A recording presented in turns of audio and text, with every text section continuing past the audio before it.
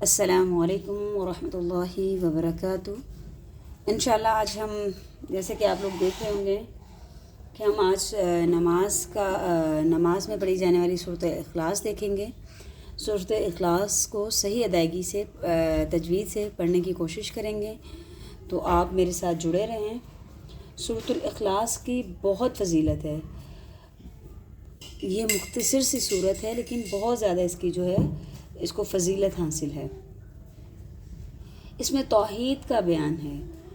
اس کا شان نزول یہ ہے کہ جب آپ صلی اللہ علیہ وسلم لوگوں کو کہتے کہ اپنے رب کی عبادت کرو، اس کو ایک مانو، واحد لا شریک مانو، اس کا کوئی شریک نہیں ہے، تو وہ جو کفار مشرک تھے، جو نہیں مانتے تھے، وہ کہتے تھے کہ آپ ہمیں بتائیں کہ وہ جو جس کا آپ کہتے ہو، جس اللہ کو مانو، وہ کیسا ہے، وہ کیسا دکھتا ہے، اس کا حسب اور نسب کیا ہے، وہ سونے کا ہے، وہ چاندی کا ہے، وہ لوہے کا ہے، لکڑی کا ہے، کس چیز کا ہے؟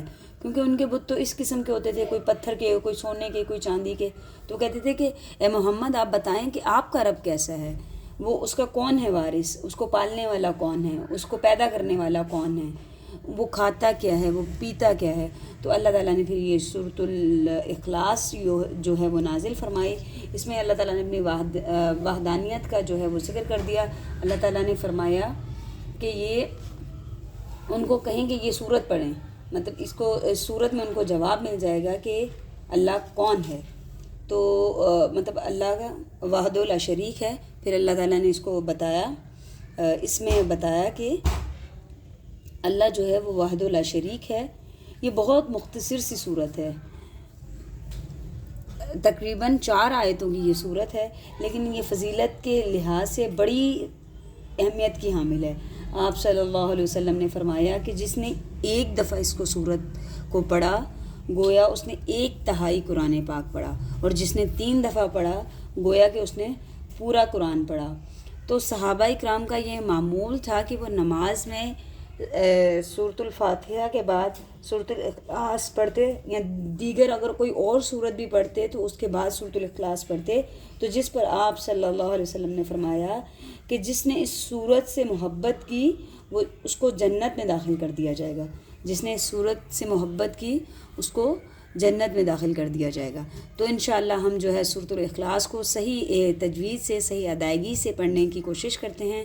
آپ میرے ساتھ جڑے رہیں۔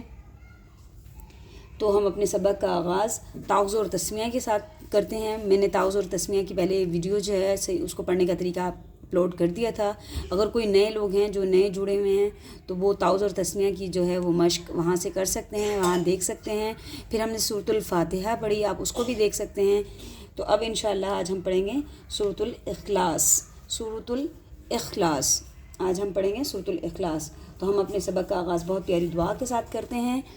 اللہم انی اسألک علما نافعا وعملا متقبلا ورزقا طیبا۔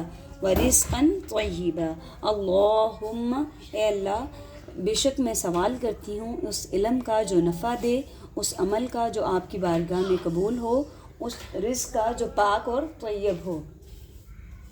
اور جو چھوٹے بچے ہیں اگر ان کو یاد کروانی ہے تو ان کے لیے بھی دعا ہے، ربی زدنی علما، اے اللہ میرے علم میں اضافہ فرما، اے اللہ میرے علم میں اضافہ فرما۔ تو ہم تعوذ اور تسمیہ کے ساتھ آغاز کرتے ہیں۔ اعوذ باللہ من الشیطان الرجیم، بسم اللہ الرحمن الرحیم۔ یہ دیکھیں، اب جو بالغان ہیں وہ بھی غور کریں، اور جو نئے بچے ہیں، کیونکہ بچوں کو چھوٹی چھوٹی صورتیں بہت کم عمری میں جب وہ بولنا سیکھیں تو ان کو یاد کروا دینی چاہیے۔ تو بچوں کو بتائیں کہ یہ موٹے والا قاف ہے، قاف لام پیش قل هو اللہ، اللہ کے لام سے پہلے زبر آ گئی واو کے اوپر، تو اللہ کا لام موٹا پڑھیں گے اور اس کے اوپر کھڑی حرکات ہے۔ قل هو اللہ احد، احد، حا دال زبر حد ساکن کر دیں گے، احد۔ پھر اللہ، حمزہ کے اوپر زبر ہے تو اللہ کو موٹا پڑھیں گے، اللہ الصمد، صاد کو بھی موٹا پڑھیں گے، اللہ الصمد، لم یلد ولم، لام آ گیا نہیں وقف کریں گے، لام پر رکتے نہیں ہیں، لم یلد ولم یولد، یا واپس یو. ٹھیک ہے, تھوڑا سا کھینچیں گے. یہ آگے انشاءاللہ میں آپ کو بتاؤں گی کہ اس کو ہم نے کیوں کھینچا. یہ واو کے ساتھ مل رہا ہے. وَلَمْ يُولَدْ وَلَمْ يَكُنْ لَهُ, ہو کھڑا زبر کھڑی زیر الٹا پیش کو ایک الف مقدار کھینچتے ہیں, اس لیے اس کو ہم کھینچیں گے. وَلَمْ يَكُنْ لَهُ كُفُوًا أَحَدٌ, كُفُوًا أَحَدٌ. دوبارہ سے پڑھ لیتے ہیں. قُلْ هُوَ اللَّهُ أَحَدٌ اللَّهُ الصَّمَدُ لَمْ يَلِدْ وَلَمْ يُولَدْ وَلَمْ يَكُنْ لَهُ كُفُوًا أَحَدٌ. اب اس کا ترجمہ دیکھ لیتے ہیں کہ یہاں پر اللہ تعالیٰ نے اپنی وحدانیت کے لیے کیا بتایا ہے. مشرکین آپ صلی اللہ علیہ وسلم سے فرماتے تھے نا کہ آپ کا رب کیسا ہے, تو اللہ نے فرمایا کہ کل کہہ دیجئے, یہاں فرما دیجئے, ہو اللہ, وہ اللہ, احد ایک ہے, وہ جو اللہ ہے جس کی میں کہتا ہوں کہ عبادت کرو وہ کیا ہے. آپ فرما دیجئے, قل کہہ دیجئے کہ وہ اللہ ایک ہے, احد ہے. اللہ الصمد, وہ بے نیاز ہے, وہ کیا ہے, وہ بے نیاز ہے. لم یلد, نہ اس نے جنا, ولم یولد, نہ وہ جنا گیا, مطلب نہ اس نے کسی کو پیدا کیا, نہ اس کو کسی نے پیدا کیا.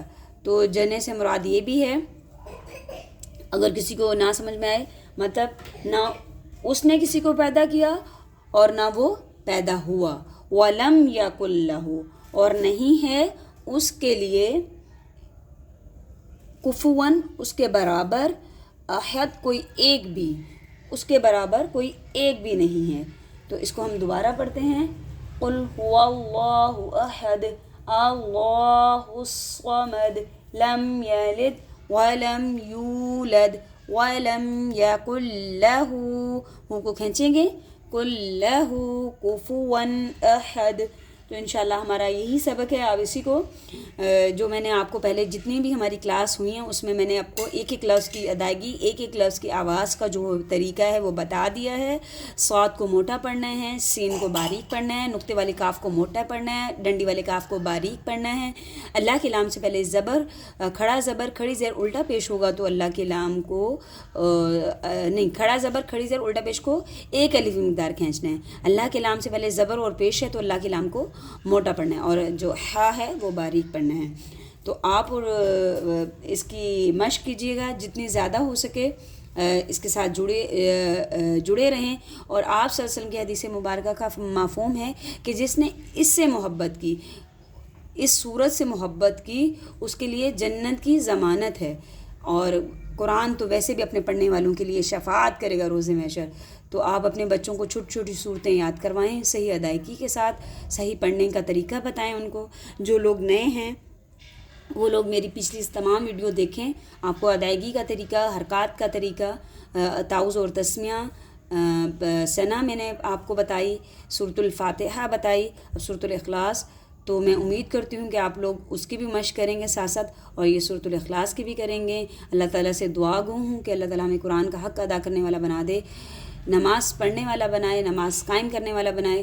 تو انشاءاللہ آپ میرے چینل کو دیکھتے رہیے, اس کو لائک اینڈ سبسکرائب کیجئے تاکہ میں اور آپ جو ہیں وہ قرآن کے ساتھ جڑے رہیں. میں آپ سے اجازت چاہتی ہوں کل ایک نئے سبق کے ساتھ. جزاک اللہ. اللہ حافظ.